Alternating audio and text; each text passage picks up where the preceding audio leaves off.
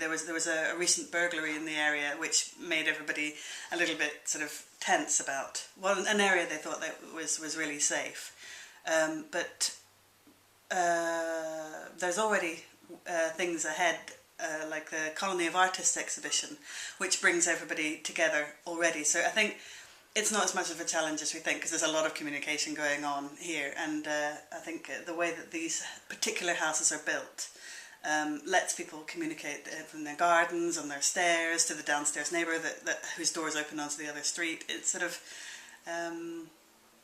it's about bringing everybody together, because this area is very close to town, but is very family orientated. We have a community here, and it's about how getting people to positively engage in it. So we've got little ideas like a little library, so people can borrow books for free and donate books whenever they feel like it.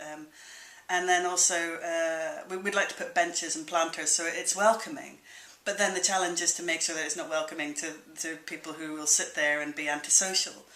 And I think the confidence that people feel in their community to speak up if they feel somebody's being antisocial outside the door, without the threat of repercussions like somebody trashing their garden or picking on them later if they call the police or something because they're not moving on, you know, that kind of thing. I think it's about being able to be so close to the community. We walk each other's kids to the school, and we notice if somebody leaves the laundry out at night, you're like, are you okay? You know, knock on the door. It's quite close and taking care of each other, like we were saying about the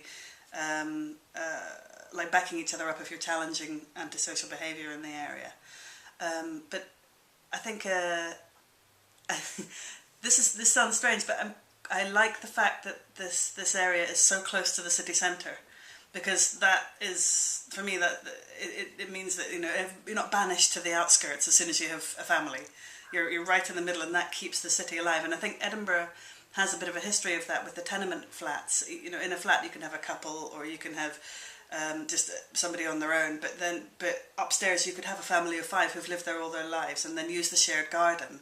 And it's a very I want to say communal, but that word might be overused. It's a lovely way to live, because you're living it down the stairs and out.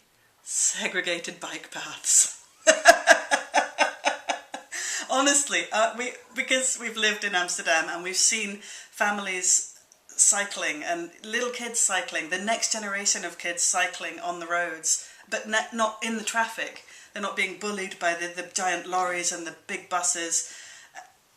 You get out there and you're healthy, and it's low cost. It keeps the carbon emissions down. It just works in so many different ways. That it's one of the biggest things that I could say. If there were segregated bike paths throughout Edinburgh, I think this city, and certainly this area, to be able to be moving around the city on 2 wheels would change completely.